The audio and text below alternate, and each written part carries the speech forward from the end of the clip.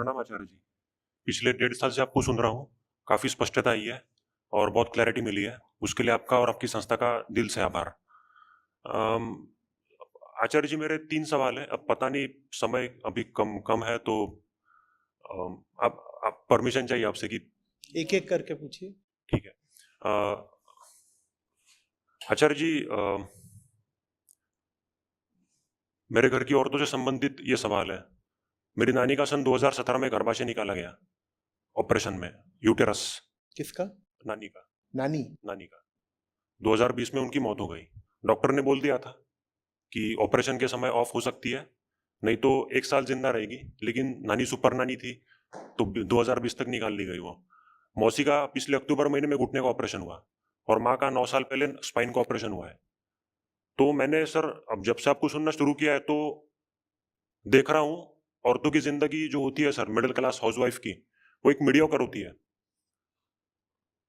तो मेरा सवाल सर यही है कि बचपन से अगर लड़कियों की कंडीशनिंग ठीक से हुई, फिटनेस फ्रीक जो होता है सर, मतलब व्यायाम को लेके जो रुझान होना चाहिए लड़कियों का पुरुषों की तुलना में, वो सर कम है हमारे देश में। क्योंकि सर, पिछले साल की बात है, मैं घर के नजदीक एक महादेव का मंदिर है, 1-1.5 किलोमीटर दूर। वहां तक मैं पैदल जाता था। जाड़े की बात है, इसी महीने मैंने वॉकिंग शुरू की थी। तो मंदिर की तरफ जाने वाला जो सर रास्ता था, वो बाजार से होकर गुजरता था। बाजार में ढेर सारी, मतलब महिलाएं अपनी छोटी बच्चों के साथ आती थी शॉपिंग करने। कोई ज्वेलरी खरीद रहा है, कोई कॉस्मेटिक्स खरीद रहा है। मैंने बोला, ये तो रोज का है, इनको शॉपिंग पसंद है, करती होंगी। फिर सर इसी साल मैंने रनिंग शुरू की थी। घर के नजदीक फिजिकल एजुकेशन का कॉलेज है, वहां पर 400 मीटर का ट्रैक है। तो मैं वहां पे जाके दौड़ता था। वहां सर मैंने कुछ अद्भुत ही देखा, कुछ अलग ही था वहां पे नजारा।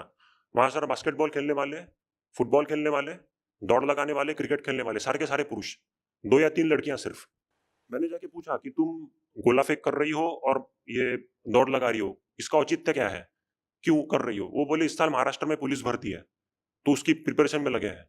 कभी वो दिखती थी, कभी नहीं दिखती थी। अब मैं, ऐसा नहीं है सर कि उनको देखने जाता था। मैं बस बता रहा हूँ कि औरतों की जो सर उपस्थिति है खेल के मैदान में शाम के समय, वो बहुत कम है। और उनकी उपस्थिति बाजार में सर ज्यादा है। यही कॉस्मेटिक्स, श्रृंगार, सजावट की चीजें। और इसको मैं रिलेट कर पा रहा हूँ अपने घर की औरतों से। उनको बाहरी दुनिया का कुछ पता नहीं, आत्मज्ञान उनको है नहीं, आत्म जिज्ञासा उन्होंने कभी करी नहीं। अम, अंधविश्वासी बहुत है। अभी घर में सर, मैं कभी कभी जब झाड़ू लगाता हूँ तो मम्मी बोलती है कि नहीं, झाड़ू ऐसा नीचे रख। मैं उसको ऐसा खड़ा करके रखता हूँ, तो वो नहीं, नीचे रख। मैंने बोला, क्या है ये, तुम ये सब अंधविश्वास क्यों मानती हो? उन्होंने कभी स्पोर्ट्स भी खेला नहीं, तो तीनों की तीनों ने बहुत भुगता भी है फिजिकल चैलेंजेस। मेनोपॉज के बाद सर प्रॉब्लम हो जाती है फिर 40-45 के बाद। तो वो देखता हूं तो तकलीफ होती है कि हम कहाँ पीछे रह गए। बेटियों की कंडीशनिंग हमने क्यों ऐसे करी? मेरा सर ये सवाल है। आप थोड़ा जानकार हो गए हो, आपने थोड़ा पढ़ लिख लिया है, तो आप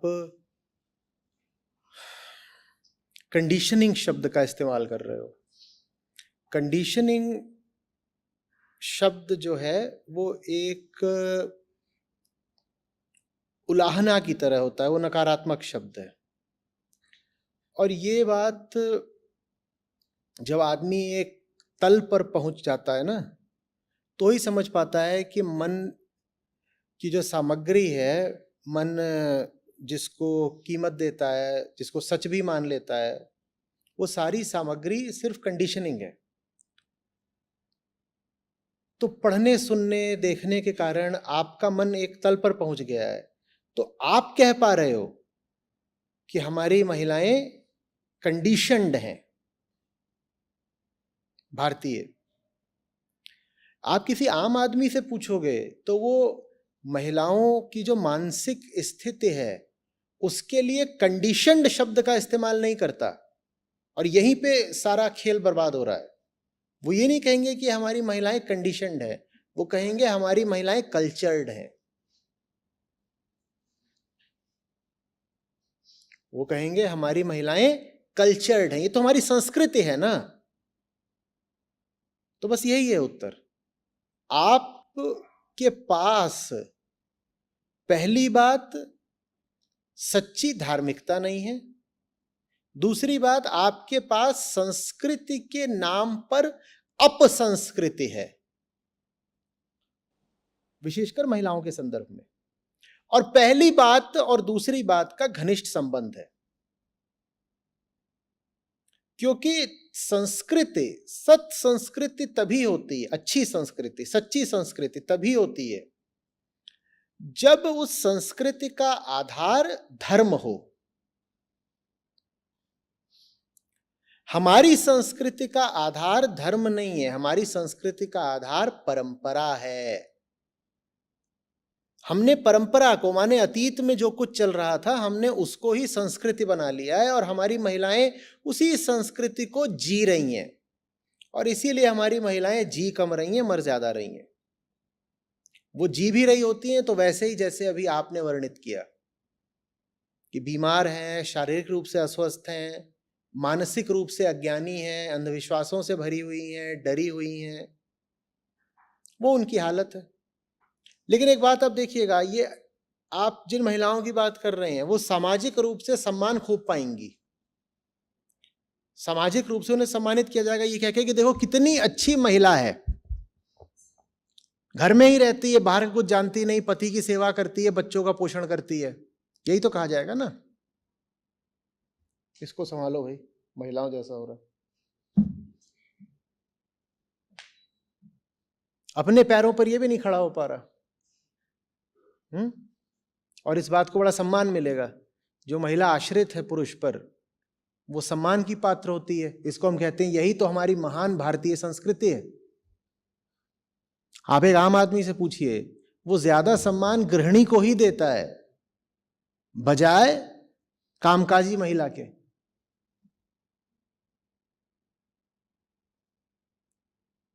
ये बात है कि नहीं है? मैं मेट्रोस की बात नहीं कर रहा, मैं जनसंख्या के उस 2-4% तबके की बात नहीं कर रहा हूं जो पढ़ लिख गया है, जो थोड़ा जागृत हो गया है, या कि जो आध्यात्मिक रूप से सशक्त है।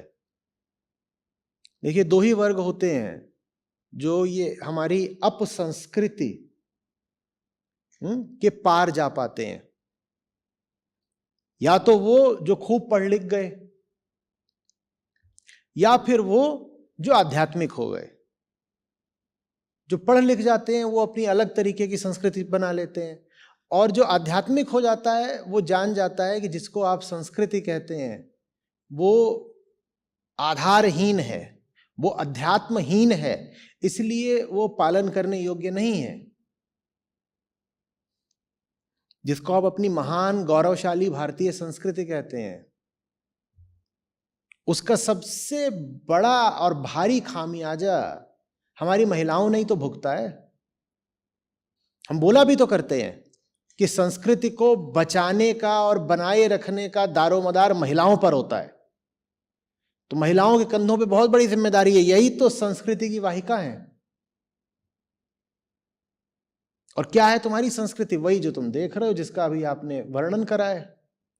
घर में पड़ी रहो, न पढ़ो, न लिखो, न दुनिया देखो, पति की सेवा करो। यही तो हमारी आदर्श भारतीय नारी है ना।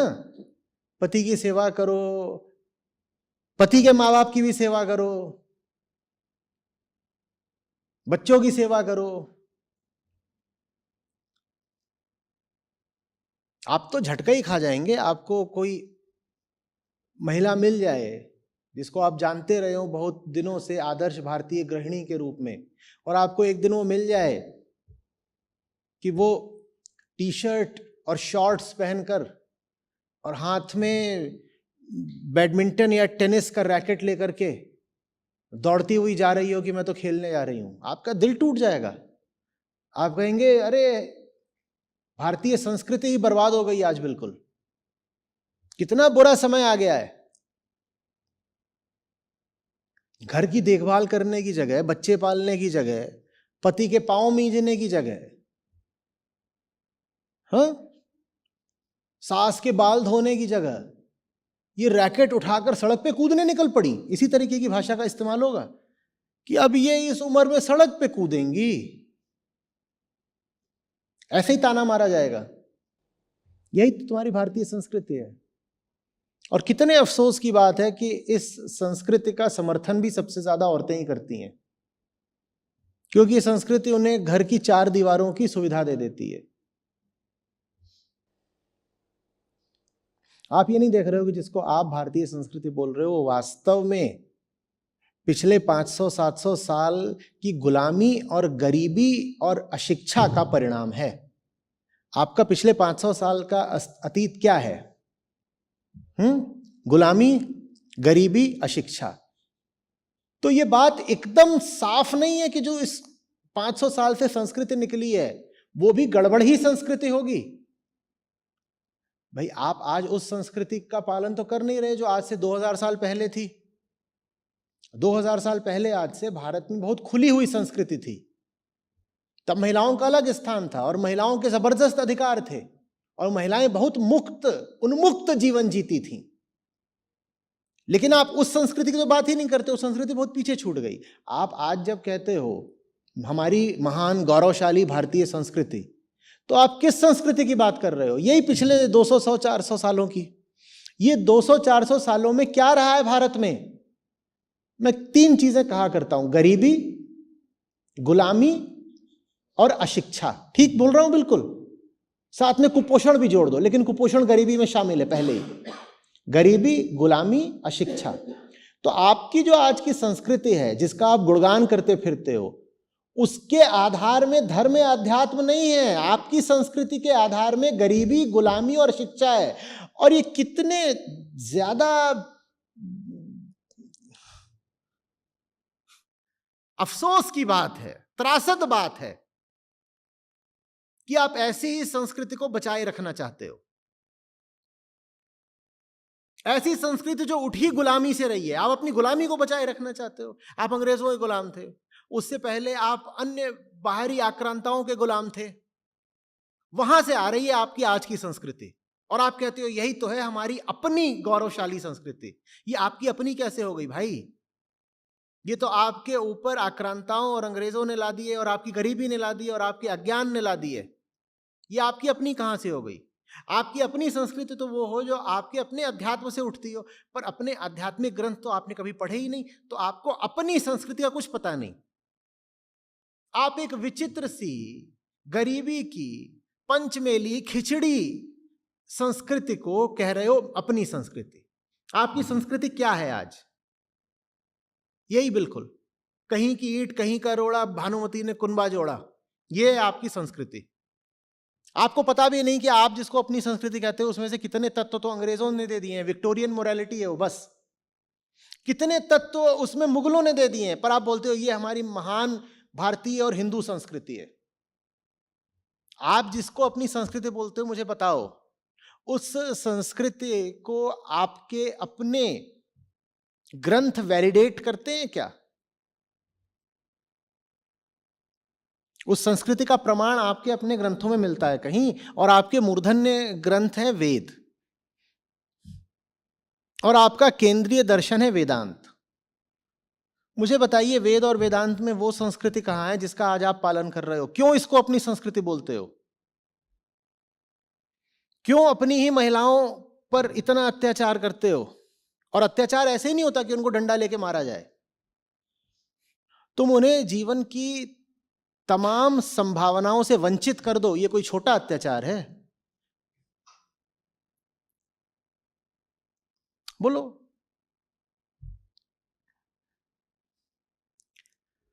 शिक्षा का स्तर आज भी महिलाओं में कम,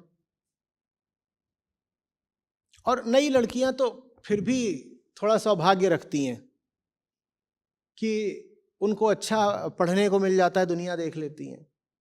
थोड़ा सा ही जैसे पीछे जाओ,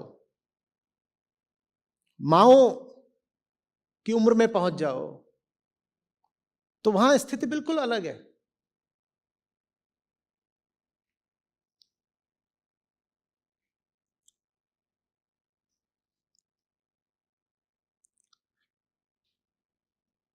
फिर चूंकि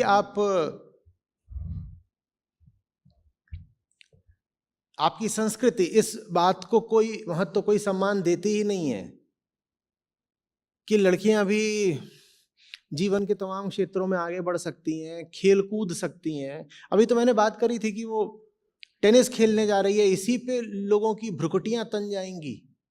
और अगर कहीं वो स्विमिंग करने जा रही हो माता जी, तब तो वो सीधे सीधे मुझे लगता है बदचलन ही कहला जाएंगी। देखो जरा, वो बरमारी की अम्मा अब बिकिनी पहन के पानी में कूदेगी, ऐसे ही कहेंगे ना।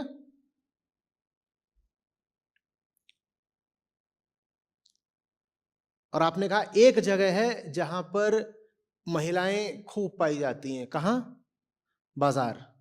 वो भी उन्हें आपकी संस्कृति नहीं सिखाया है कि महिलाएं पुरुष के भोग की वस्तु हैं, पहली बात। दूसरा, उन्हें घर चलाना है तो घर चलाने का जो सामान है वो खरीदने पहुंच जाती हैं। दूसरा, अपने साज श्रृंगार की जो चीजें हैं वो खरीदने पहुंच जाती हैं। ये कितने भी सौंदर्य प्रसाधन होते हैं, कॉस्मेटिक्स, ये 99% महिलाएं ही तो खरीद रही हैं। कितनी कितनी सोचो तो। क्रिकेट बैट हो चाहे बैडमिंटन रैकेट हो, वो 99% पुरुष खरीद रहे हैं। और शरीर चमकाने की, मुंह चमकाने की चीजें जितनी हैं वो 99% महिलाएं खरीद रही हैं। ये है हमारी संस्कृति। और कोई इस संस्कृति के विरुद्ध बोल दे तो हम उसका गला पकड़ने को तैयार हो जाते हैं।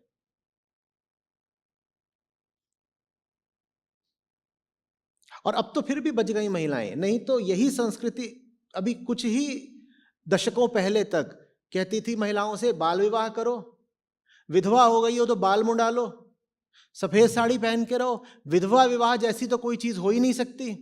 लड़की ज्यादा पढ़ लिख के क्या करेगी?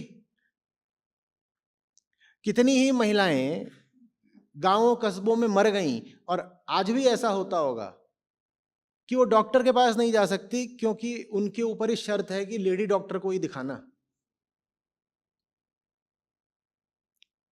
यौन समस्याएं ही नहीं, वो साधारण भी अपना चेकअप मेल डॉक्टर से नहीं करा सकती है, घर वाले फप्तियां कसेंगे।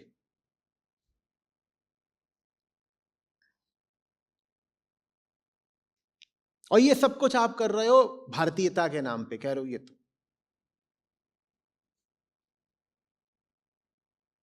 ये सब आपकी संस्कृति में ही तो चलते थे ना, सती प्रथा, दहेज प्रथा, बाल विवाह। अगर संस्कृति को ही बचाए रखना है तो इन सब को भी फिर बचाए रखो। इनको क्यों नहीं बचाते?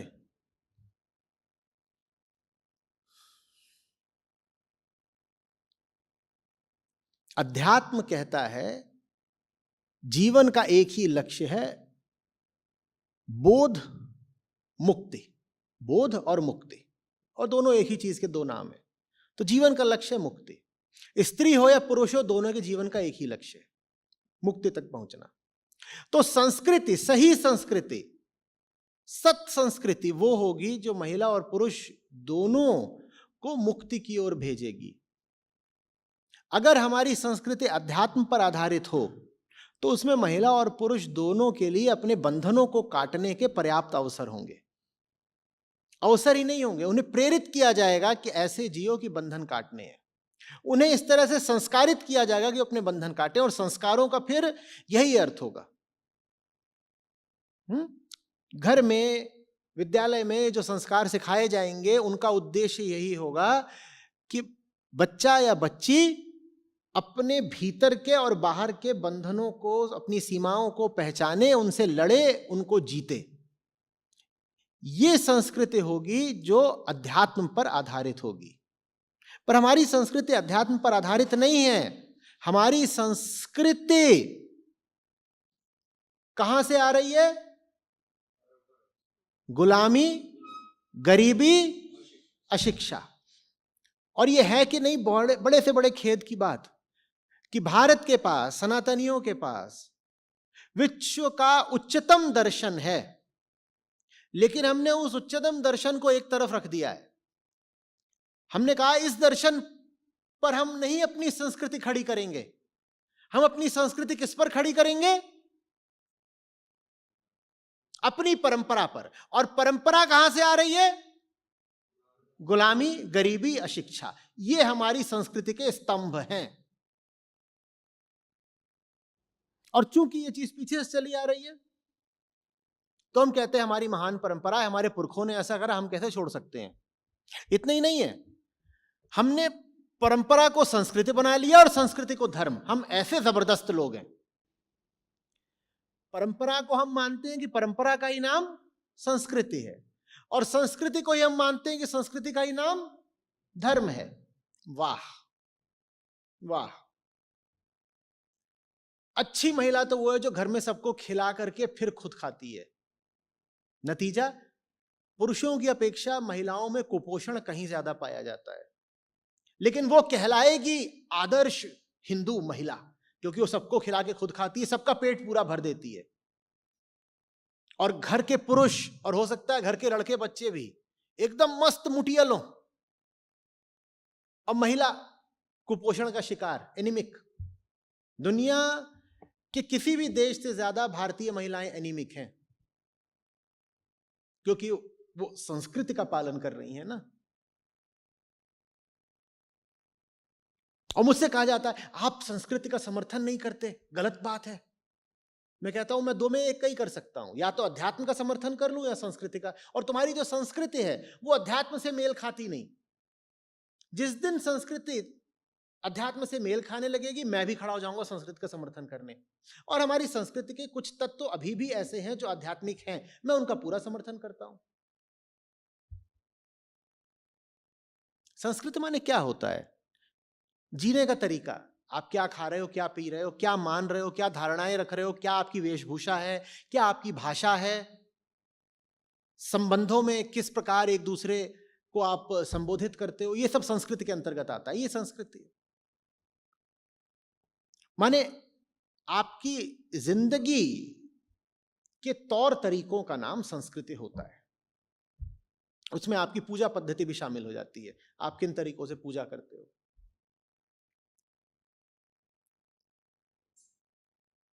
बहुत महत्वपूर्ण चीज है ना संस्कृति।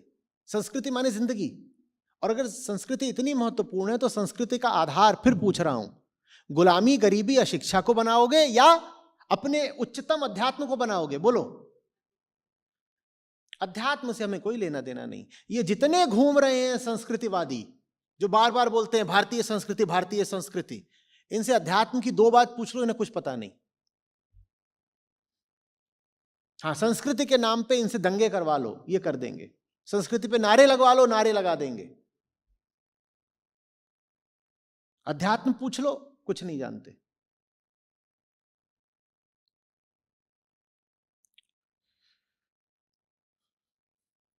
संस्कृति उत्थान मांग रही है हमारी, और संस्कृति के उत्थान की मांग सबसे ज्यादा महिलाओं को करनी चाहिए। महिलाएं सबसे आगे होनी चाहिए विरोध करने में, कि ये पुरानी सड़ी गली संस्कृति अब नहीं चलेगी बाबा। हमें एक नई सुधरी हुई आध्यात्मिक संस्कृति चाहिए, हमें वेदांत आधारित संस्कृति चाहिए, हमें उच्चतर मूल्यों पर आधारित संस्कृति चाहिए। ये पुराने पिछड़ी हुई बातें जिनका संबंध शिक्षा से है, अज्ञान से है, मन की संकीर्णता से है, गरीबी से है, मानसिक दिवालियेपन और राजनीतिक गुलामी से है, हमें यह संस्कृति नहीं चाहिए। ये जो संस्कृतिवादी हैं, इनको तो पता भी नहीं है कि इनकी संस्कृति के बहुत सारे तत्व वहीं से आ रहे हैं जिनसे ये नफरत करते हैं। संस्कृतिवादियों को, हिंदू संस्कृतिवादियों को आमतौर पर अन्य धर्मों से बड़ी चिढ़ होती है। बड़ी चिढ़ होती है कि दूसरे धर्म के लोग हैं, चिढ़ते हैं। हम संस्कृतिवादी हैं, दूसरे धर्म के लोग हैं, गंदे हैं। तुम्हें पता भी है तुम जिस संस्कृति का पालन कर रहे हो उसमें बहुत सारे तत्व तो उन्हीं धर्मों से आ रहे हैं जिनसे तुम चिढ़ते हो, क्योंकि उन धर्मों के लोगों ने तुम पे राज करा खूब। तो उनकी संस्कृति तुम्हारी संस्कृति बन गई है, और उस संस्कृति को अब तुम कहते हो ये मेरी है, और कोई उसको बदलना चाहे तो उससे लड़ते हो कि नहीं हमारी संस्कृति बदल मत देना।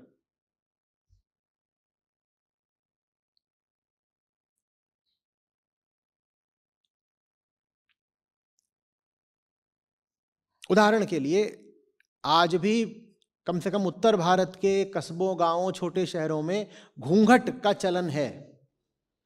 तुम्हें पता भी है कि ये घूंघट कहां से आ गया हिंदुस्तान में?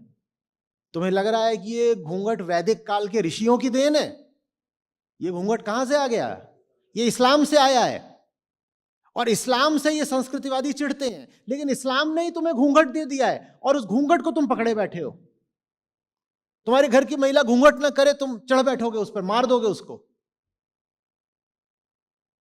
अभी आज ही तो हुआ है, पता चला है कि एक माँ बाप ने, दिल्ली के थे, उन्होंने अपनी लड़की मार दी। ऑनर किलिंग का मामला है, और उसको सूटकेस में बंद करके कहीं पे डाल आए थे। ये बात वैदिक संस्कृति की है क्या कि तुम्हारी लड़की कहीं बाहर जाकर के किसी से मिल रही है? हो सकता है वो लड़का बिल्कुल गलत हो जिससे मिल रही है, बिल्कुल हो सकता है। हो सकता है अपनी मर्जी से वो जैसी जिंदगी बिताना चाहती हो बिल्कुल गलत हो, बिल्कुल हो सकता है ऐसा। लेकिन क्या ये बात हमारे वैदिक ऋषियों ने सिखाई है कि तुम्हारी लड़की अगर बाहर जाएगी, कुछ उल्टा पुल्टा कर रही है तो उसको गोली मार दो? ये संस्कृति कहां से आई भारत में? ये संस्कृति भी इस्लामिक आक्रमणकारियों के साथ आई और हमने उसको अपनी संस्कृति बना लिया है। तो मैं कह रहा हूं गुलामी पर आधारित है हमारी ये संस्कृति। और तुर्रा ये कि हम कहते हैं ये हिंदू संस्कृति है। हिंदू संस्कृति कहां से हो गई भाई? कहां से हो गई हिंदू संस्कृति? कैसे?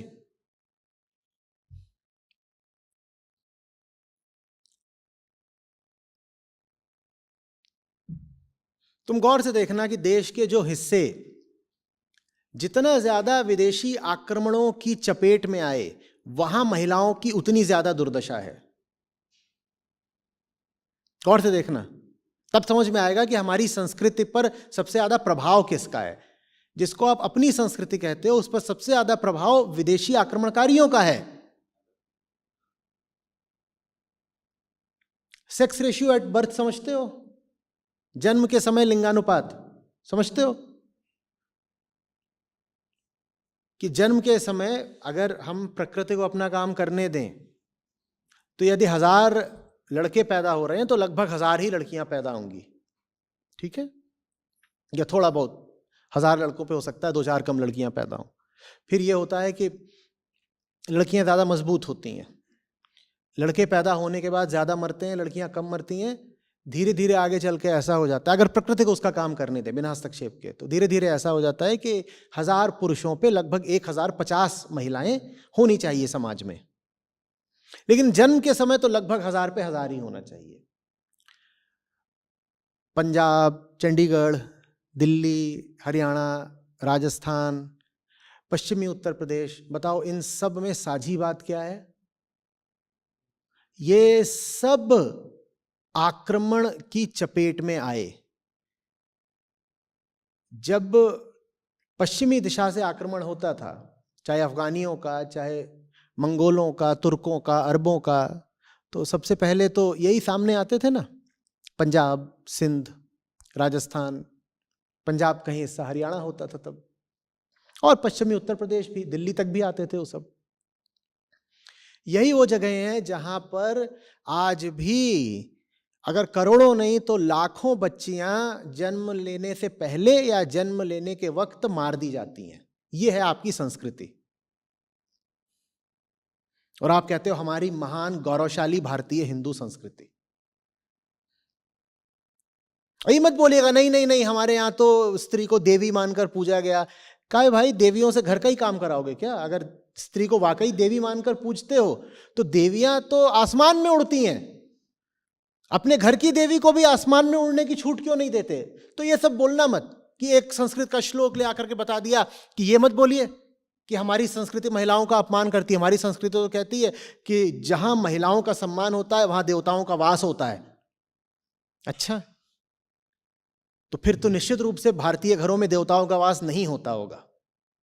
यहां कौन सा महिलाओं का सम्मान हो रहा है? जितना डोमेस्टिक वायलेंस, घरेलू हिंसा भारत में, उतनी कहीं और है। यहां फिर कौन से देवता बस रहे होंगे घर में? लेकिन जैसे ही बताओ कि तुम्हारी संस्कृति महिलाओं का शोषण करती है, वो तुरंत यही बात खड़ी कर देंगे, अरे आपने वो फलानी ऋचा नहीं पढ़ी है कि जहां नारी का सम्मान है वहां देवताओं का वास है? वो ऋचा से क्या सिद्ध हो जाता है? मैं तो जमीनी हकीकत की बात कर रहा हूं कि घरों में देखो क्या चल रहा है। 95% शादियों में आज भी दहेज लिया जाता है और भरपूर लिया जाता है। यह है संस्कृति आपकी, और आप कह रहे हो संस्कृति संस्कृति, बचाओ संस्कृति।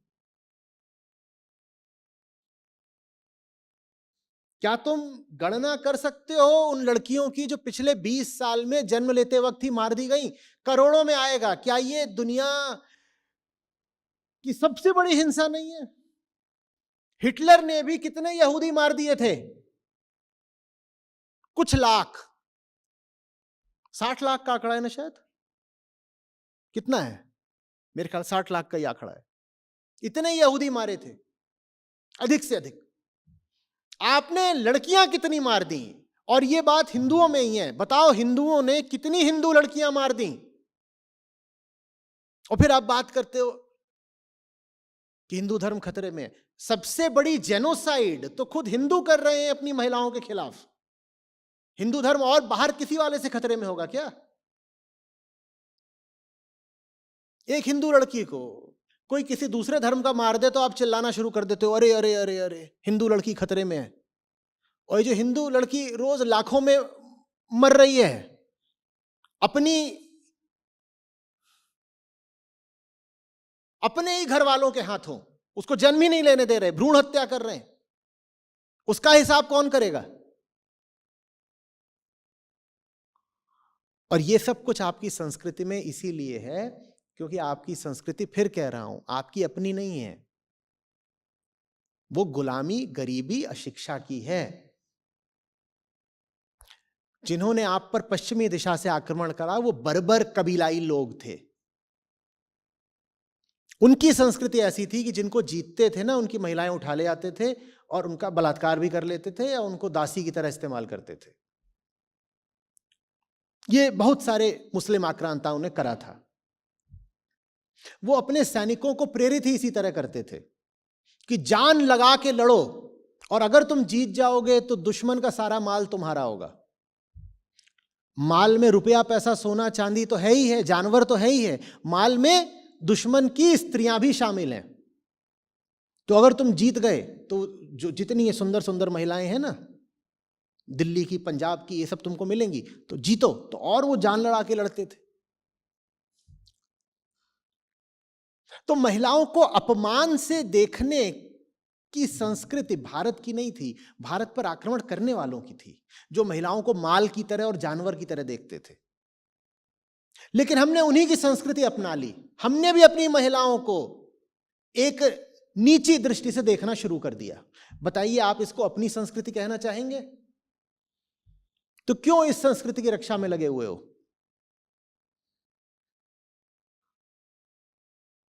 भारतीय संस्कृति कैसी थी ये जाकर के देखो ना अपने पुराने ग्रंथों में। वहां तुमको ऐसी ऐसी महिलाएं मिलेंगी कि अगर वो आज हो जाएं तो आप उनको जीने न दो, आप कहो ये गंदी औरत है। द्रौपदी आज हो जाए 5 पतियों के साथ, आप जीने दोगे उसको? जल्दी बोलो।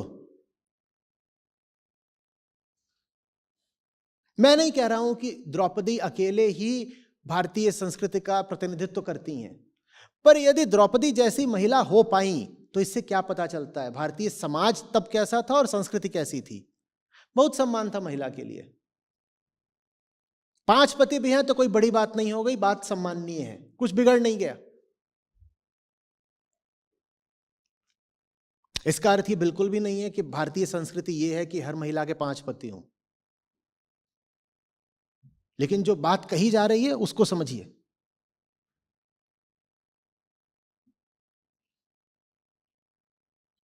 आप पुराने नाटकों में भी देखिए या पुराने साहित्य में देखिए, तो वहां पर आपको वेशभूषा कैसी पता चलती है।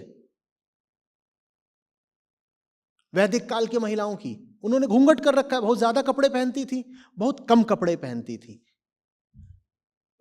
और भारत की दृष्टि बड़ी उदार थी, भारत को कोई फर्क नहीं पड़ता था, कहते थे ठीक है, अच्छी बात है, उसको गर्म देश है भाई, उमस बहुत होती है, उसको इसी में ठीक है कि उसे कम कपड़े पहनने हैं, तो हमें क्या करना है। पुरुष भी कम कपड़े पहनता है, स्त्री भी कम कपड़े पहनती है, ठीक। ये रही है आपकी संस्कृति। और आप इससे बहुत दूर आ चुके हैं।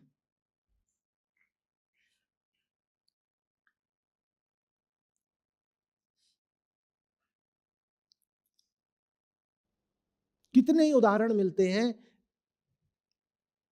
जहां नारी गृह प्रमुख रही है,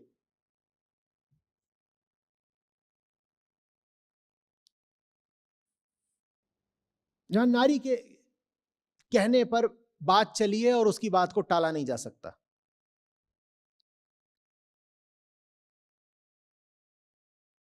और उसी पुरानी संस्कृति के कुछ तत्व बहुत थोड़े बहुत अवशेष के रूप में बचे रह गए, इसीलिए यह हो पाया कि दुनिया की पहली महिला राष्ट्राध्यक्ष भारत ने दी। मात्र दक्षिण एशिया की बात नहीं है, भारत के बाद श्रीलंका में भी, बांग्लादेश, पाकिस्तान, हर जगह हुई, पर सबसे पहले भारत में। यूरोप से भी पहले भारत में। अमेरिका में तो आज तक हो ही नहीं पाई। अमेरिका जिसको आप कहते हो सबसे उन्नत और सबसे लिबरल और उदार, वहां आज तक कोई महिला राष्ट्राध्यक्ष नहीं हो पाई। भारत में इंदिरा गांधी बहुत जल्दी बन गई प्रधानमंत्री। मार्गरेट थैचर भी ब्रिटेन में इंदिरा गांधी के बाद आई हैं। इंदिरा गांधी भारत में प्रधानमंत्री बन पाई, उसकी वजह यही है, भारत की स्मृति में अभी थोड़ी बहुत किरण शेष है। थोड़ा सा हमको याद है कि हाँ, महिला सम्मान की पात्र होती है, महिला उच्चतम स्थान की पात्र होती है।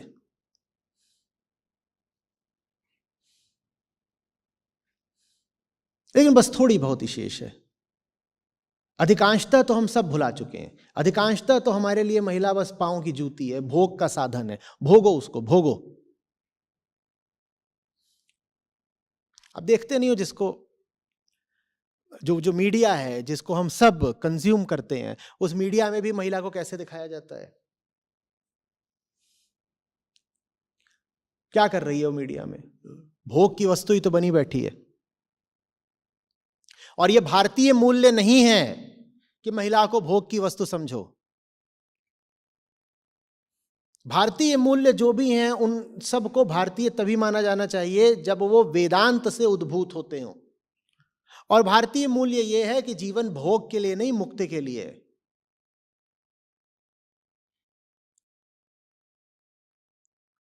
तो महिला को भोग करके पुरुष को क्या मुक्ति मिल जानी है? और भोग की वस्तु बन के महिला को कौन सी मुक्ति मिल जानी है? महिला और पुरुष दोनों बस शरीर से अलग हैं, भीतर चेतना तो एक ही है ना। वो चेतना जो दोनों में ही एक समान कराहती है और एक समान मांग करती है, मुक्ति मुक्ति मुक्ति। ये भारतीय दर्शन है। इस दर्शन पर आधारित होना चाहिए हमारे संस्कारों को, हमारी संस्कृति को। और एक बात और समझिएगा, पुरुषों का भी कल्याण संभव नहीं है अगर महिला बंधक बनी हुई है तो। महिला और पुरुष आपस में इतने जुड़े हुए हैं कि आप ये नहीं कर पाओगे कि महिला को दमित रखो और पुरुष आजाद हो पाए ना। महिला अगर गुलाम है तो पुरुष भी गुलाम ही रहेगा। पुरुष को अगर अपनी भी मुक्ति चाहिए तो उसे महिला के मुक्ति के रास्ते खोलने होंगे।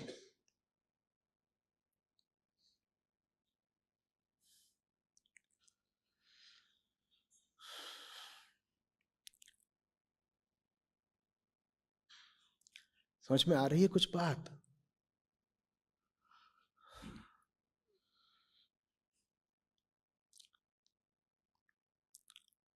सबसे पहले तो अपने दिमाग से वो जो आदर्श भारतीय स्त्री है उसकी छवि एकदम निकालो, एकदम निकालो। अगर अपने आप को भारतीय कहते हो और फिर हिंदू कहते हो तो सनातन ग्रंथ तुम्हारे वेद हैं और सनातन दर्शन वेदांत है। आदर्श भारतीय स्त्री या आदर्श भारतीय पुरुष या आदर्श सनातनी व्यक्तित्व ही कैसा होना चाहिए, अगर ये जानना है तो वेदांत से पूछो, परंपरा से नहीं पूछो। परंपरा नहीं बड़ी हो गई वेदांत से। गीता जी की सुनो, दादाजी की नहीं। एक तरफ गीता जी हैं जो वेदांत का प्रतिनिधित्व करती हैं, और दूसरे तरफ दादाजी हैं जो परंपरा का प्रतिनिधि हैं। दोनों में किसकी सुनोगे? गीता जी की या दादाजी की? वेदांत की या परंपरा की? हाँ, तो दादाजी को एक तरफ रखो, गीता जी की सुननी शुरू करो।